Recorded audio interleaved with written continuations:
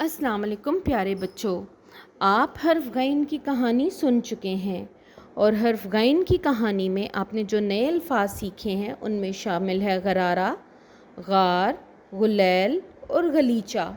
चलिए आज हम हर्फ गैन के बारे में मज़ीद सीखेंगे। ये देखिए, ये एक गुब्बारे की तस्वीर है और इसके अंदर मुख्तलिफ़ हरूफ दिए गए हैं। आपने इनमें से हर्फ गैन को तलाश करके उसके अंदर नारंगी रंग भरना है। इस तरह से प्यारे बच्चों याद रखिएगा, आइन और गैन हरूफ तहजी के एक ही ख़ानदान के दो हरूफ हैं। आइन खाली होता है जबकि गैन के ऊपर एक नुक्ता होता है। इसको जहन में रखते हुए आपने गैन को तलाश करके उसमें रंग भरना है।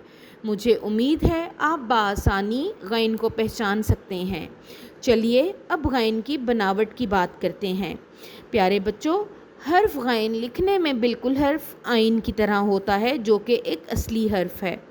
ये नीचे की 3 लाइनों में लिखा जाता है इस तरीके से, और इसके ऊपर सिर्फ एक नुक्ता होता है। ये देखिए, ये गैन की छोटी शक्ल है। हर्फ गैन की इब्तदाई आवाज़ है ग। दोबारा बोलिए, ग।